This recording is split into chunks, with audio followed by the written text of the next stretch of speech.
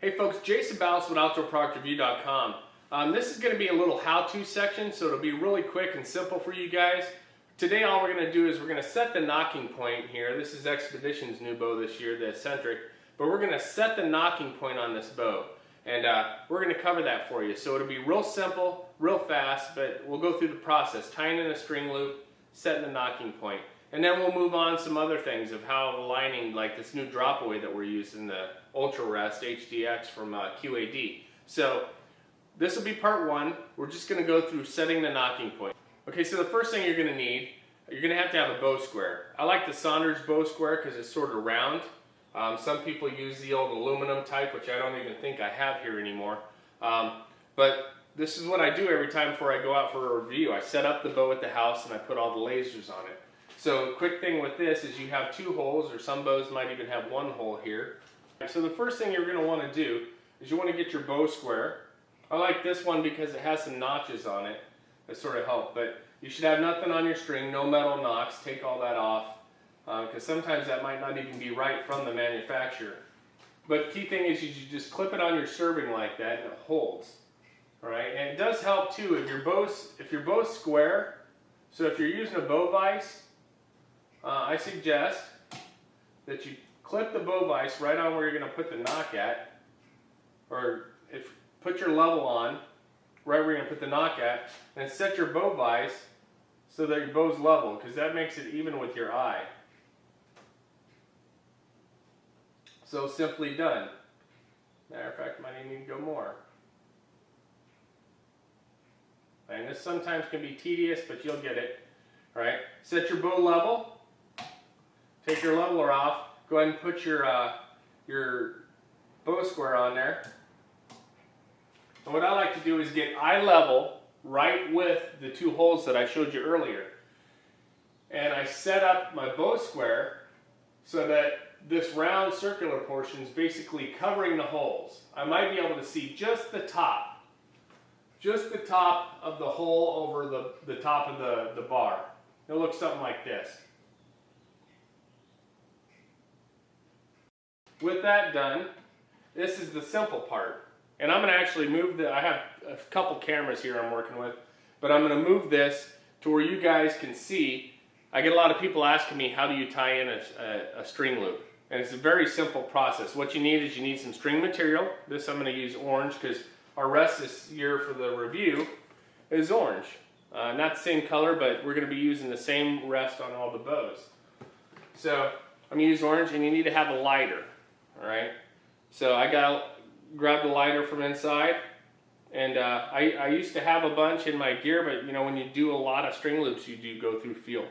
Alright, so you want to make sure one of the sides is really frayed, something like this, and I'll just show you real quick if it'll focus. But you just want to sort of have it really frayed. Then you burn that end, just so it sort of gets, you know, sort of mushrooms out, if you will. And you just make sure it forms a nice mushroom head. Heat it again just a little bit. And then tap it on a hard surface so it sort of fans out. And there you go. Real simple. Nice little mushroomed head. So that'll hold. So as you see here, I have the two lines on this bow square. Alright, I'm going to have the top of the loop on the inside of where like a metal knock would be. I don't even think I have a metal knock, but wherever a metal knock would be, it sits basically right over this line here, so your arrow would go underneath of it. You're going to do the same thing with your string loop. Key thing is you want to take, sort of fold it like this, and you take your loop, put it through there, push that one inside,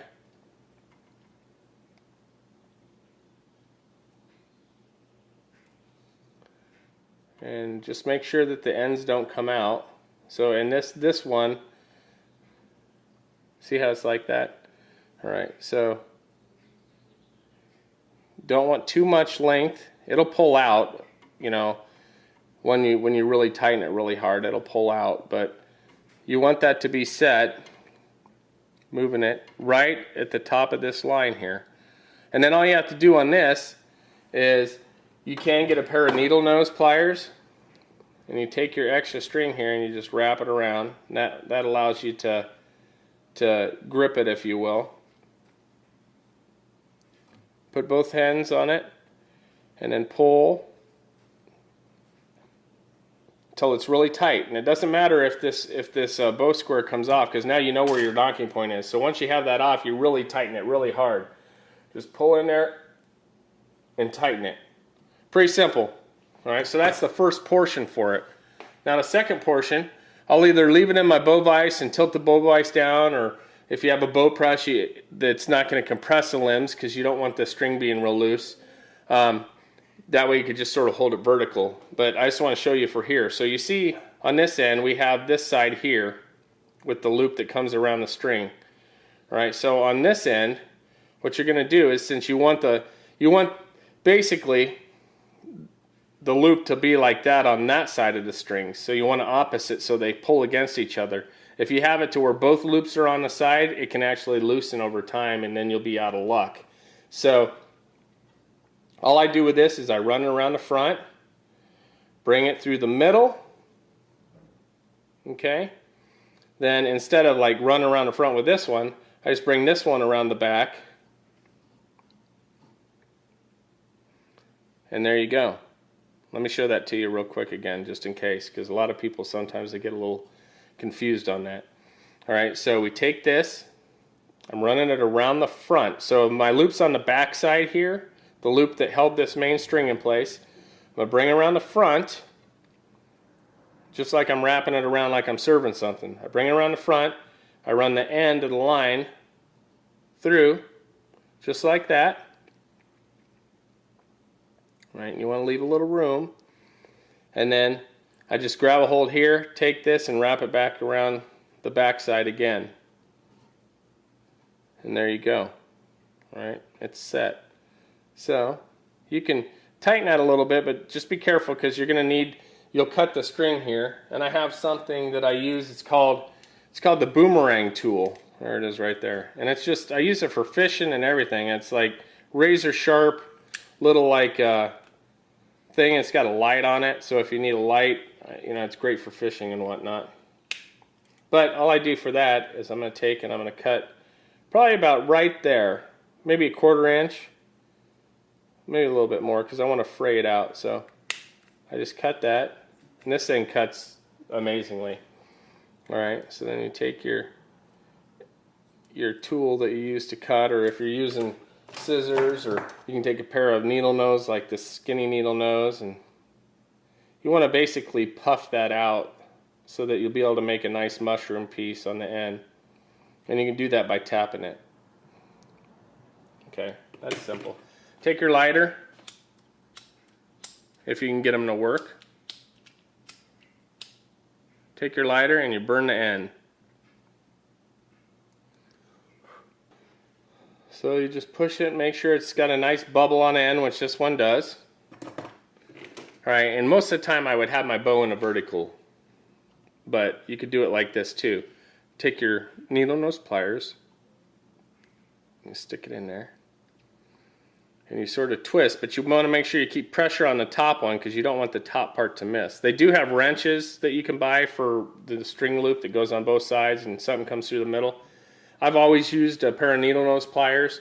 You know, I tie a lot of string loops on, so it probably wouldn't be bad to get a set, but however, this works just fine. So get it in there nice like that, turn it sideways, and then you open, making sure you're keeping pressure on the top loop because that's where your nocking point is.